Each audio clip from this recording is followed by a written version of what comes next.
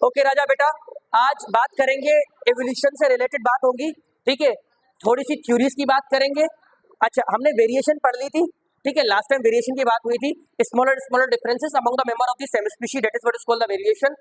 अलग अलग टाइप की वेरिएशन थी। There is continuous variation, there is discontinuous variation, there is inheritable variation, there is environmental variation as well. अच्छा, variation के फिर अलग अलग टाइप के काजेस भी थे, जिसमें हमने म्यूटेशन की बात कर ली थी, क्रॉसिंग ओवर की बात कर ली थी, फर्टिलाइजेशन की बात कर ली थी। दो काजेस अभी रहते हैं, ठीक है, वो काजेस पढ़ेंगे। एक एनवायरमेंटल काज होता है, दूसरा इंडिपेंडेंट असॉर्टमेंट, उसकी बात बाद में करेंगे। आर्टिफिशियल सिलेक्शन की भी बात करेंगे। आज एवोल्यूशन के बारे में थोड़ा सा देखते हैं। एवोल्यूशन मैंने आपको बताया था to unfold to unfold the to reveal the hidden potential, ठीक है। ऑर्गेनिज्म में जो पोटेंशियल है उनको रिवील करके दिखाना। एवोल्यूशन का मतलब ये नहीं होता कि इंसान मंकीज वगैरह वगैरह रिलेटेड है, नहीं। अच्छी से अच्छी फॉर्म का डेवलप करना एवोल्यूशन कहलाता है। फादर ऑफ एवोल्यूशन कौन है? Father of evolution, no no, he was the father of modern genetics. Father of evolution कौन है? डार्विन, चार्ल्स रॉबर्ट डार्विन, जिनकी बात आज करेंगे। किस तरीके से वो जर्नी पे गए, किस क्या क्या चीजें उन्होंने एक्सप्लोर करी।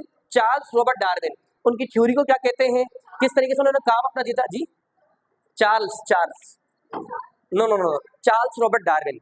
अच्छा, एवोल्यूशन को लेकर के, ओरिजिन ऑफ लाइफ को लेकर के अलग अलग कॉन्सेप्ट है। Excuse me, origin of life को लेकर के अलग अलग कॉन्सेप्ट है। There is religious thought and there is evolutionary और the scientific thought as well.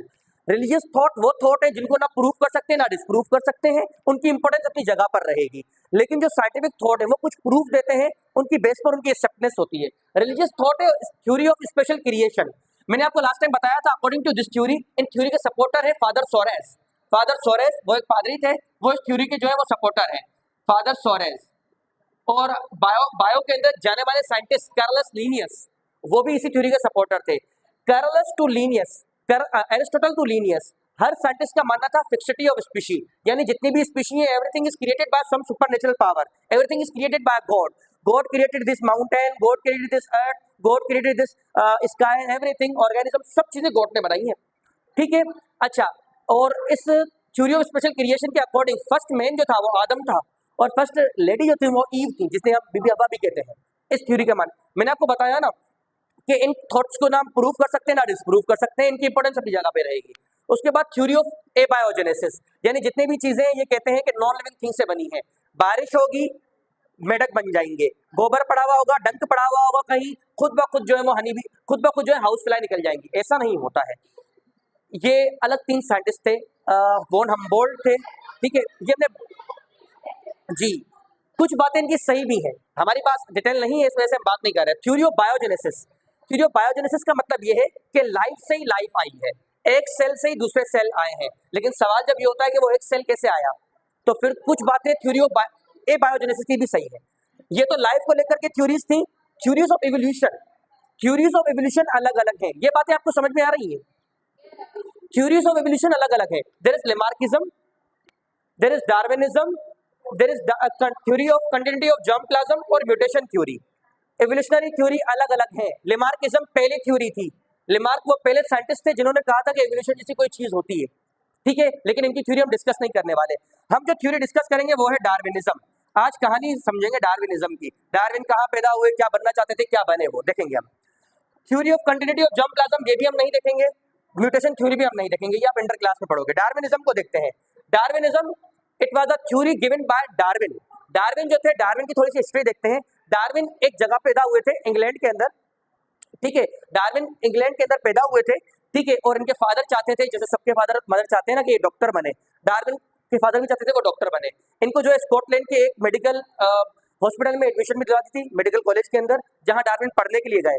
लेकिन उस टाइम पर यह था कि एनेस्थेसिया जो है, बेहोशी की दवा, वो डिस्कवर नहीं हुई थी। एनेस्थेसिया, एनेस्थेसिया, एनेस्थेसिया, बेहोशी की दवा डिस्कवर नहीं हुई थी।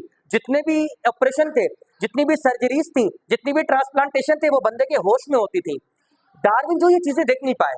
डार्विन एक बार अपने कॉलेज में राउंड लगा रहे थे, कहीं से गुजर रहे थे, तो उन्होंने देखा कि बच्चे की सर्जरी हो रही है। बच्चा बड़ी तकलीफ में, 4-5 बड़े मजबूत आदमी ने उसको पकड़ा हुआ है और उसके बॉडी का कुछ पार्ट को डायसेक्ट करा जा रहा है। डार्विन ऐसी चीजें, दिल दहलाने वाली चीजें देख नहीं पाए, और डार्विन ने कहा this is not my cup of T, और डार्विन जो है उन्होंने डिसाइड किया मैं वापस चले जाऊंगा। डार्विन वापस आए अपने अपने जो उनकी जगह थी इंग्लैंड में जहां वो पैदा हुए थे, श्विसबेरी, वहां वापस आए। इन्होंने चर्च ज्वाइन कर दिया। चर्च में इनकी मुलाकात हुई दो बंदों से, एक थे हेंसलो, दूसरे थे Robert grant. Henslow taught him about botany and Robert grant taught him about zoology. एक बार फिर से बोलता हूँ, हेंसलो इन्हें बॉटनी पढ़ाते थे और रॉबर्ट ग्रांट जो है इन्हें जूलॉजी पढ़ाते थे। इस तरीके से डार्विन का थोड़ा नेचर के साथ एक, ये डार्विन के एक तरीके से टीचर भी थे, दोस्त भी थे। ऐसे दोस्त होने चाहिए जो आपको बहुत कुछ सिखाए। तो डार्विन ने उनसे ये चीज सीखी। अच्छा, डार्विन जो है ना, डार्विन वो ज्यादा टाइम हेंसलो के साथ गुजारते थे। लोग जो थे ना, उन्होंने देखा कि हेंसलो के साथ ज्यादा टाइम गुजार रहे हैं, उन्होंने डार्विन का नाम ही रख दिया man who walk with Henslow. Man who walk with Henslow, इनका चार्ल्स रॉबर्ट डार्विन हटा के नाम हेंसलो। हेंसलो ने बड़ा डार्विन को फायदा पहुंचाया। देखें, डार्विन जो है वो नेचर के लवर थे, नेचर को एक्सप्लोर करना चाहते थे। उस टाइम पर एक बड़ी शिप जो है पूरी दुनिया के दौरे पर जा रही थी। उस शिप का नाम था HMS बीगल। HMS बीगल, ये नाम आपको याद रखना है, HMS beagle. HMS stand for her majesty ship. HMS stand for her majesty ship. ये एक बहुत बड़ा समुद्री जहाज था जो पूरे दुनिया के दौरे के लिए जा रहा था। ये जो जर्नी थी ये डिसाइड हुई थी 2 इयर्स के लिए, पर ये 5 इयर्स के लिए रही। ये बहुत बड़ी स्पेसशिप थी, बहुत बड़ी शिप थी, आई मीन टू से। हेंसलो को कहीं से पता चल गई ये बात कि एक शिप जो है पूरी दुनिया के दौरे पे जा रही है। उन्होंने डार्विन को बताया, उन्होंने कहा डार्विन आप इतने नेचर लवर हो, इससे अच्छा मौका आपको कहाँ मिलेगा कि आप दुनिया के अलग अलग जगहों पे जाओ, वहाँ के एनिमल, वहाँ के प्लांट्स को एक्सप्लोर करो। डार्विन राजी हो गए। डार्विन की बात कर ली गई एज अ अनपेड नेचुरलिस्ट, यानी आप नेचर को एक्सप्लोर करोगे, किसी चीज का पैसा नहीं मिलेगा आपको। डार्विन राजी हो गए, डार्विन गए। अब उस शिप के अंदर ना बड़ी रॉयल फैमिलीज भी जा रही थी, जो बड़े अमीर घर के थे वो भी उस शिप के अंदर। जी जी जी, अच्छा, वो शिप, ऐसी शिप के अंदर बड़ी रॉयल फैमिलीज भी जो है वो सफर कर रही थी। अच्छा, अब क्या होता था, एक्सक्यूज मी, डार्विन जो है जहां उतरते थे, जिस जजीरे पर उतरते थे, जिस किनारे पे उतरते थे, वहां से बर्ड्स के फेदर, बोन्स, ऐसे एनिमल कलेक्ट करके ले आते थे। उन रॉयल फैमिलीज को ये बर्दाश्त नहीं हुआ। वो कहते थे डार्विन की ये क्या बात है कि जहां उतरते हैं वहां से फेदर्स, बोन वगैरह कलेक्ट करके ले आते हैं। तो इस जर्नी के दौरान डार्विन के साथ बड़ा बुरा बर्ताव भी हुआ, ये बैडली ट्रीट भी हुए।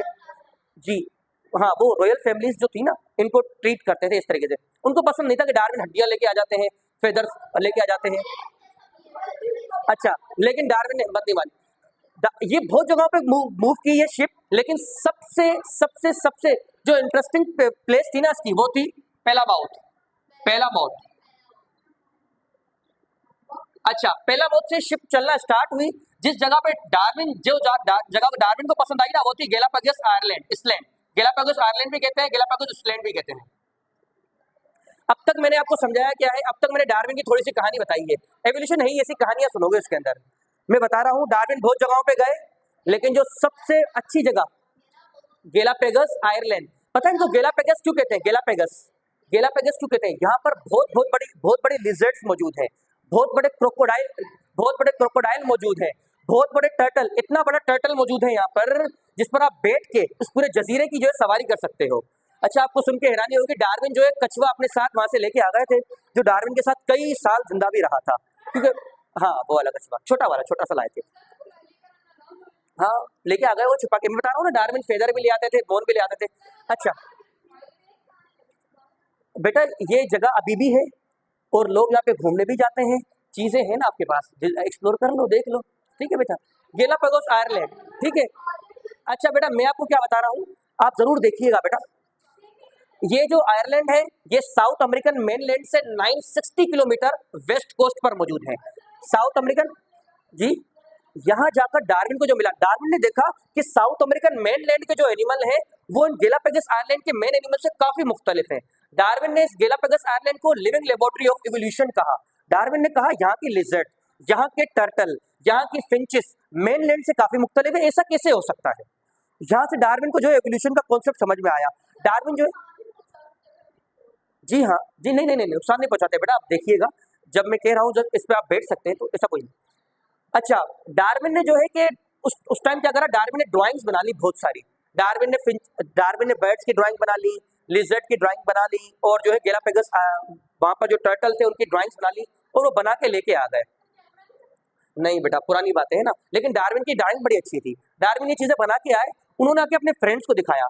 उन्होंने, उनके जो फ्रेंड थे वो ऑर्निथोलॉजिस्ट थे, यानी बर्ड्स के स्पेशलिस्ट थे। उन्होंने डार्विन को बताया जो फिंचेस आप लाए हो, ये फिंचेस किसी एक ही स्टॉक से मिलके बनी है। फिंचेस क्या होती है? They are the small black birds, smaller smaller चिड़िया जैसे ब्लैक बर्ड को फिंचेस कहते हैं। फिंचेस जो है, बहुत सारी फिंचेस थी, कुछ फिंचेस सीड ईटिंग थी, कुछ कुछ फिंचेस फ्रूट ईटिंग थी, कुछ लीफ ईटिंग थी, कुछ जो है ट्रंक ईटिंग थी, कुछ फ्लैश ईटिंग थी। लेकिन इनके दोस्त ने बताया ये जितने भी स्टॉक है ये किसी एक ही फिंच से मिलकर बना है, किसी एक ही फिंच से मिलकर बना है। और क्योंकि ये अलग क्यों हुई? अलग इस वजह से हुई, ये जो एक स्टॉक था वो तूफान वगैरह में से फंस गया होगा, साउथ अमेरिकन मेनलैंड से आया, तूफान में फंस गया और वो आके जजीरों पर आकर उन्होंने लैंड किया। ये जो गैलापागोस आइलैंड है ये 22 आइलैंड है, जिसमें से 16 माइनर 8 मेजर है। 16 मेजर 8 माइनर। जी जी जी जी 16, ये 22 आयरलैंड है। अलग अलग फिंच ने अलग आयरलैंड को एक्सप्लोर करा। हर फिंच को उस आयरलैंड पर अबंडेंस ऑफ फूड मिला, जो वहां पर जो इनको बहुत ज्यादा स्पेस मिला, मेटिंग पार्टनर मिला। एक फिंच ने दूसरे स्लेट वाली फिंच से राब्ता करना ही छोड़ दिया। काफी सालों तक जब ये मामूला रहा तो एक स्लैंड की फिंच दूसरे स्लैंड की फिंच से मुख्तलिफ हो गई। कुछ स्लैंड पर फिंच सीड खाने लगी, कुछ स्लैंड पर फिंच फ्रूट खाने लगी, कुछ स्लैंड पर जो फिंच थी वो लीफ खाने लगी, कुछ स्लैंड पर फिंच फ्लेश ट्रंक खाने लगी और कुछ स्लैंड पर फिंचेस फ्लेश भी खाने लगी। तो इस तरीके से बहुत जनरेशनों के बाद उनकी चोंच इस तरीके की हो गई कि जैसी उनकी न्यूट्रिशन वैसी उनकी जो है वो चोंच हो गई, बीक वैसी हो गई। तो इससे डार्विन को इवोल्यूशन का कॉन्सेप्ट समझ में आया कि अगर कोई ऑर्गेनिज्म काफी टाइम तक चेंजिंग एनवायरनमेंट में रहे तो एक टाइम ऐसा आएगा कि न्यू स्पीशीज की फॉर्मेशन हो जाएगी। ठीक है, तो अब तक मैंने आपको समझाया है कि डार्विन कहाँ पैदा हुए, कहाँ गए, उनकी जर्नी में मेन जगह आपको याद रखनी है गैलापागोस आयरलैंड। इसे गैलापागोस ही क्यों कहते हैं? गैलापागोस यहाँ पर जो है कि भंडार मौजूद होते हैं बर्ड के जो एक्सक्रीटा है ना, बर्ड्स का जो अनडाइजेस्टेड मेड मटेरियल है, उनके भंडार मौजूद है यहाँ पर, इस वजह से गैलापागोस कहा जाता है। वोल्केनिक आयरलैंड से बहुत खूबसूरत है। अच्छा, उसके बाद डार्विन आए। डार्विन ने जो है डार्विन की नेचर में ये था कि वो अकेले ही अपनी जिंदगी गुजारते थे, ज्यादा किसी के साथ कम्युनिकेट नहीं करते थे, एक कमरे में बैठे रहते थे। ठीक है, डार्विन ने सीक्रेटली अपने पेपर जो लिखना स्टार्ट कर दिए, जो चीजें उन्होंने एक्सप्लोर की थी। उन्होंने जितने भी अपने पेपर लिखे उनको एक थ्योरी की फॉर्म में पेश करा। उस थ्योरी को हम नेचुरल सिलेक्शन कहते हैं। ठीक है, और नेचुरल सिलेक्शन जिस बुक में दी ना वो ओरिजिन ऑफ स्पीशी है।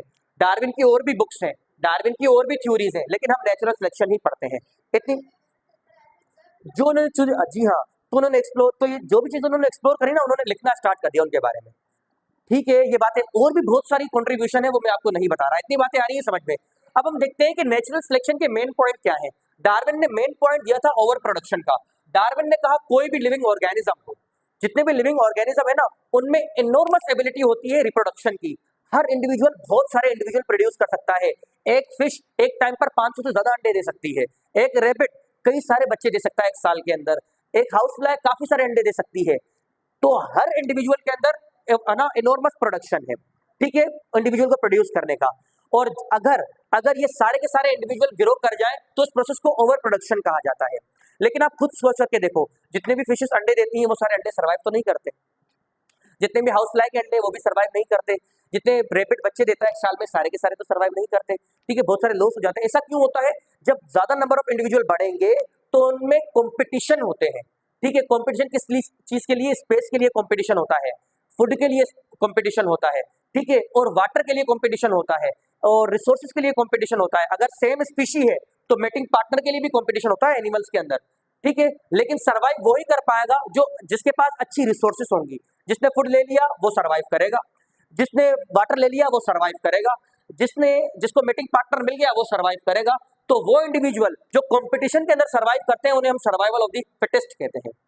ठीक है, पहला पॉइंट था कि हर इंडिविजुअल के अंदर बहुत ज्यादा एनॉर्मस एबिलिटी है कि वो इंडिविजुअल प्रोड्यूस कर सकता है, लेकिन सर्वाइव कुछ ही इंडिविजुअल कर पाते हैं। जो इंडिविजुअल कर लेते हैं उन्हें हम सर्वाइवल ऑफ द फिटेस्ट कहते हैं। ये बात आ रही है समझ में आपको या नहीं? इन ओवर प्रोडक्शन का मतलब क्या है हमें बताएंगी राजा बेटा जी।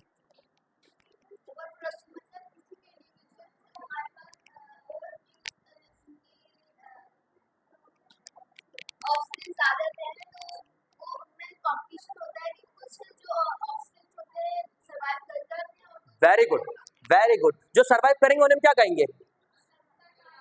Survival of the fittest. इन्होंने कहा इनहेरिटेबल वेरिएशन, इन्होंने कहा जितने भी इंडिविजुअल हैं उन सब में वेरिएशन फर्क होते हैं। अगर वेपर क्लास के अंदर इंसान है ना जितने भी, उन सब में कुछ ना कुछ वेरिएशंस हैं, ठीक है। इन्हें इनहेरिटेबल वेरिएशन कहा जाता है, यानी ये आगे जनरेशन में भी ट्रांसफर हो सकती है, ये इनहेरिटेबल वेरिएशन है। डार्विन ने कहा इनहेरिटेबल वेरिएशन जरूर होती है, और वो इनहेरिटेबल वेरिएशन जो कि नेचर के फेवर में है, जिनको नेचर पसंद करती है, ठीक है, तो नेचर उनके आगे जाने के चांसेस भी बढ़ा देगी, ठीक है। और नेचर की वो फोर्स जो कि अच्छे वेरिएशन को सिलेक्ट करती है, नेचर की वो फोर्स जो कि पॉपुलेशन पर एक्ट कर और अच्छी वेरिएशन को सिलेक्ट करती है, उसे हम नेचुरल सिलेक्शन कहते हैं, ठीक है, उन्हें हम नेचुरल सिलेक्शन कहते हैं, ठीक। और नेचुरल सिलेक्शन के बाद formation of new species, Darwin ने कहा, बातें आ रही है समझ में, ठीक है। डार्विन ने कहा अगर बहुत जनरेशन तक इसी ही तरह के चेंजेस आते रहे ना, तो एक टाइम ऐसा आएगा कि न्यू स्पीशी की फॉर्मेशन हो जाएगी।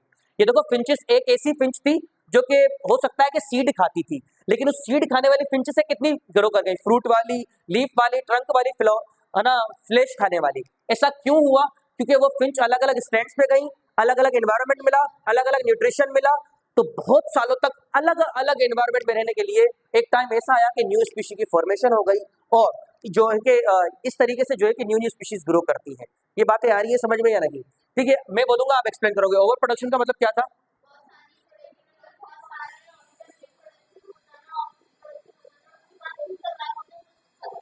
उसके बाद survival of the fittest, very good. Inheritable variation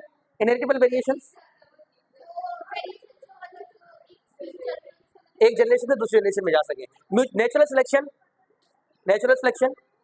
ये नेचर की एक फोर्स होती है जो ऑपरेट करेगी पॉपुलेशन पर, जो बेस्ट है उनको सिलेक्ट करेगी, जो बेस्ट नहीं है वो सर्वाइव नहीं कर पाएंगे। सिर्फ 2 मिनट की बात है, डार्विन की ये थ्योरी चल नहीं पाई, कुछ ऑब्जेक्शन थे। डार्विन को जेनेटिक्स की नॉलेज नहीं थी। अच्छा, डार्विन जो म्यूटेशन के बारे में कुछ नहीं बता पाए थे। डार्विन ने ये तो बता दिया कि सर्वाइवल ऑफ द फिटेस्ट है, लेकिन सर्वाइवल ऑफ द फिटेस्ट आए कहां से? अराइवल ऑफ द फिटेस्ट के बारे में डार्विन कुछ नहीं बता पाए। एक बात और याद रखो, डार्विन ने जब अपनी थ्योरी दी थी तो इनके पोस्टर्स जलाए गए, जिनकी जान को भी खतरा था उस टाइम पर, क्योंकि उस टाइम पे इंसान कोई मानने वाला नहीं था कि इस तरीके से कोई, जी बच गए, लेकिन नहीं जी हाँ, लेकिन ऐसा नहीं हुआ। डार्विन जो है अपनी जर्नी के दौरान, एक और इंटरेस्टिंग बात बताता हूँ, डार्विन अपनी जर्नी के दौरान इनको एक डिजीज भी लग गई थी, एक ट्रिपेनोसोमा इनको लग गया था। जितने साल ये जिंदा रहे उस डिजीज से ये गिरफ्त रहे, और उस बीमारी की वजह से इनकी डेथ हुई। उस बीमारी, वो बात नहीं, इनको इनके टाइम में ही अहमियत मिल गई थी। अच्छा, चले अब बाद में कभी बताऊंगा। इनके साथ साथ जो काम इन्होंने किया ना, एक और साइंटिस्ट भी थे, उन्होंने भी सेम काम किया था, थॉमस रॉबर्ट मेल्थस और इनका काम सेम था। डार्विन के दोस्तों ने बताया कि जो काम आप कर रहे हो रॉबर्ट मेल्थस ने पहले ही कर दिया, ऐसा ना हो कि वो क्रेडिट ले जाए, अब आप साइंटिफिक कम्युनिटी के सामने आओ, कमरों से निकलने की बात आ गई है अब। फिर डार्विन ने अपना काम प्रपोज किया, दोनों का काम सेम था, लेकिन डार्विन की ड्राइंग, डार्विन की इलिस्ट्रेशन, डार्विन की एग्जाम्पल उनको ज्यादा क्रेडिट मिला, रॉबर्ट मेल्थस को इतना क्रेडिट नहीं मिल पाया। और डार्विन लेकिन उनका नाम लिया जाता है, जैसे मैंने लिया ना, जब डार्विनिज्म की हम बात करते हैं उनकी बात जरूर करते हैं। तो आज के लिए हमारे पास इतना ही था।